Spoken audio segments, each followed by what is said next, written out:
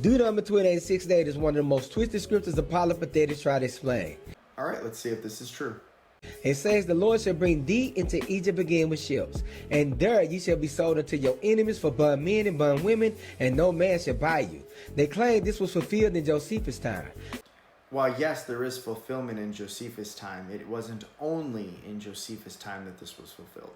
The Israelites walked into Egypt, tried to sell themselves, and nobody wanted them. Can you show me where Josephus says walked? But that doesn't line up with the text or history. First, Egypt. Exodus chapter 20 verse 2 calls Egypt the house of bondage. It calls the country Egypt the house of bondage, which is not to say that any place where there is bondage is Egypt. You're arguing, in fact, the reverse of what the text actually says. The Hebrew word Mitzrayim comes from the root meaning to bind, narrow, or confine. Egypt literally means bondage. This is factually incorrect. Egypt does not mean bondage. Let's look at what the theological word book of the Old Testament has to say on the meaning of Egypt. The Hebrew word is of uncertain derivation, but is related to the Akkadian name Misr and the Arabic name Misr for Egypt. In form, the Hebrew name for Egypt is in the dual, indicating her two basic constituent divisions, Upper Egypt and Lower Egypt. The reason for the equation of upper with south and lower with north is because of the northward flow of the Nile. The Egyptians themselves referred to their land as two lands or black land, this latter being a reference to the lush, irrigated soil that ran along the sides of the Nile. The name Egypt from Greek possibly goes back to the Egyptian phrase house of the spirit of Ptah, an ancient designation for Memphis. So when Moses said, you shall see it no more again, he meant if Israel obeyed, they'll never see slavery again. But if they disobeyed, they'll return to bondage, not by walking, but by ships into another Egypt. It doesn't say another Egypt. It says Egypt. Now, notice what it says in the text. It says, and the Lord shall bring thee into Egypt again with ships, by the way whereof I spake unto thee, thou shalt see it no more again. What is it God said that they would not see again? Is it bondage or is it the actual land of Egypt? Let's find out. The first reference we have to this is in Exodus chapter 14, verse 13. It reads, and Moses said unto the people, fear that ye not, stand still and see the salvation of the Lord, which he will show to you today. For the Egyptians whom you have seen today, ye shall see them again no more forever. So this is saying that they would not see the Egyptian people again. Because why? They would not go back to Egypt. This is further confirmed when we go into the book of Deuteronomy 17. When thou art come unto the land which the Lord thy God giveth thee, and shalt possess it, and shalt dwell therein, and shalt say, I will set a king over me like all the nations that are about me, thou shalt in any wise set him king over thee, whom the Lord thy God shall choose. One from among thy brethren shalt thou set king over thee. Thou mayest not set a stranger over thee, which is not thy brother, but he shall not multiply horses to himself, nor cause the people to return to Egypt to the end that he should multiply horses. For as much as the Lord hath said unto you, you shall henceforth return no more that way. So the Israelites, because God had said that they would not return to Egypt, were not even to go back there to make purchases. So it is not the case that they would return to bondage. The text could say that. They were returning to Egypt, about which he had spoken about prior. He spoke once in Exodus about them not seeing the Egyptians again, and then in Deuteronomy 17 about them not returning to Egypt even to make purchases. So that is the reference. It is not a reference to going off into servitude. So this is an issue in and of itself that undermines their argument completely. But there's an additional issue, which is that the term Egypt appears 3 times in Deuteronomy chapter 28. It also appears in verses 27 and 60. And what does it mean in those verses? The Lord will smite thee with the botch of Egypt, and with the emerods, and with the scab, and with the itch, whereof thou canst not be healed. So here is the botch of Egypt, taking us back to Exodus chapter 9, which occurred in the land of Egypt. Also verse 60, moreover, he will bring upon thee all the diseases of Egypt, which thou wast afraid of, and they shall cleave unto thee.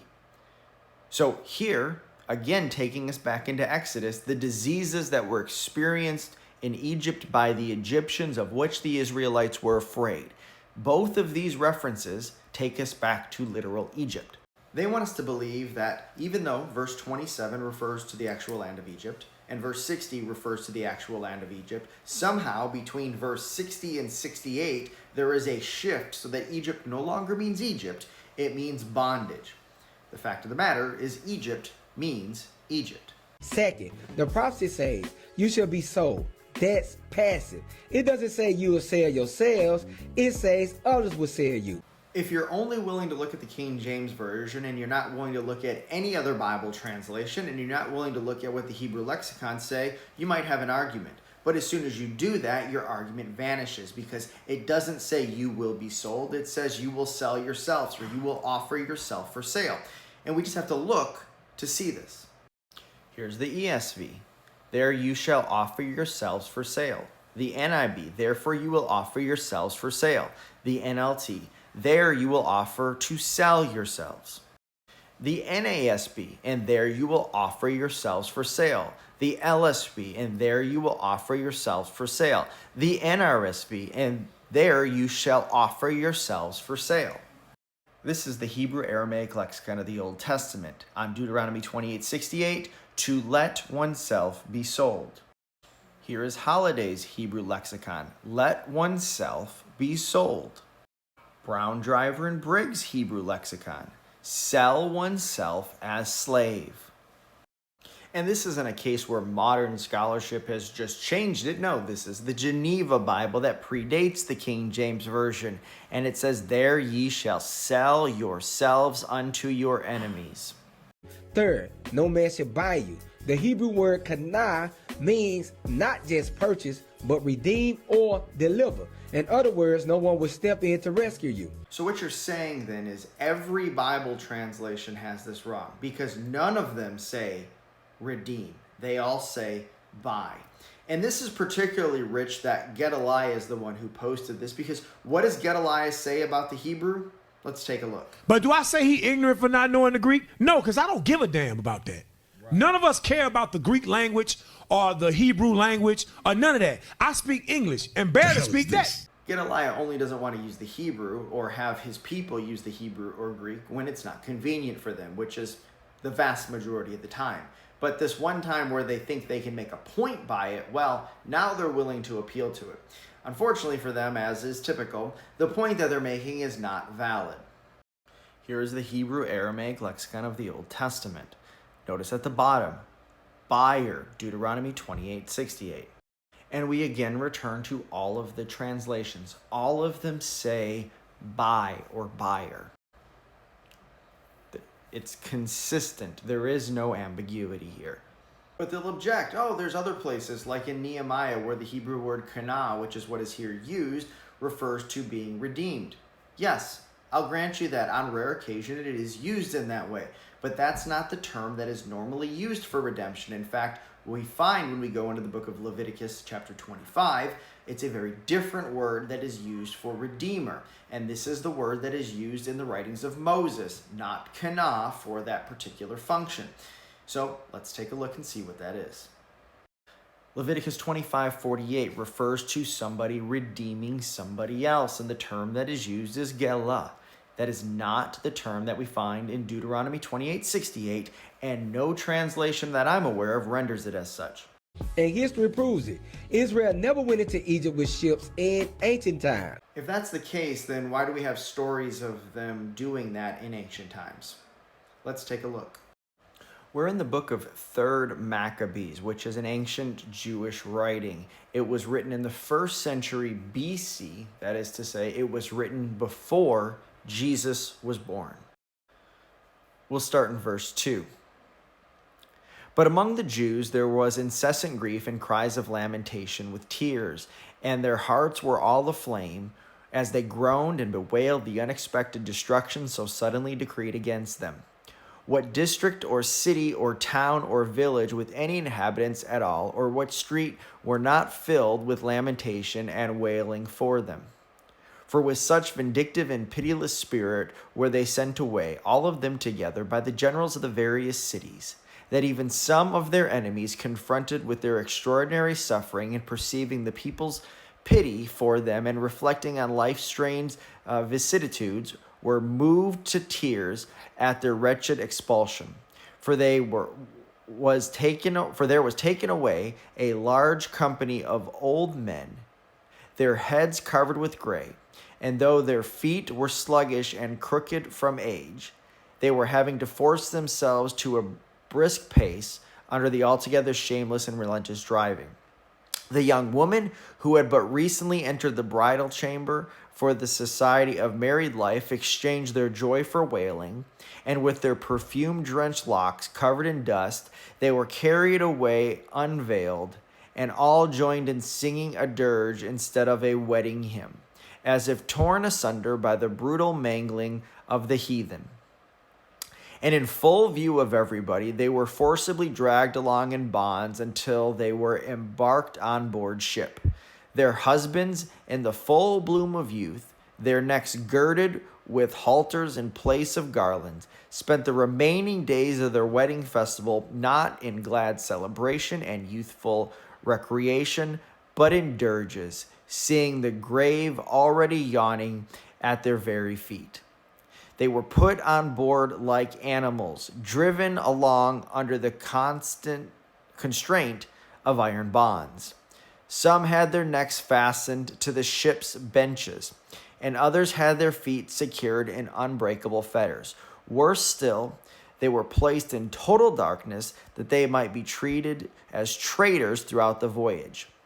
And when they had been brought to the place called Shedia, and the voyage as determined by the king was over, he ordered them to be thrown into the hippodrome on the outskirts of the city. So notice they went to Shedia, a city in Egypt. They walked in and they walked out with Moses. Josephus wrote about Israelites taken captive by Rome in 70 AD, but they were marched, not shipped, and sold in Rome, not Egypt. No doubt Israelites were taken to Rome, but they were also taken to the mines of Egypt, according to Josephus. Now, I was curious myself, how long would it take to march a bunch of people across the land to get to Alexandria, Egypt, as a main location? And that would be coming from Jerusalem.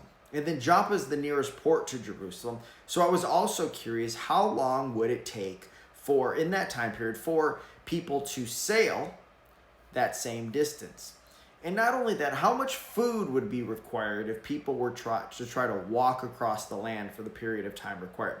So I went into AI, ChatGPT, and I asked for short answers for the sake of space. And this is the result that I got. So the nearest port city I mentioned is Joppa. How long would it take to get there? In good winds, 3 to 5 days. On foot, just a regular person walking, 3 to 4 weeks to get to Alexandria. If they're trying to get slaves there, 5 to 6 weeks.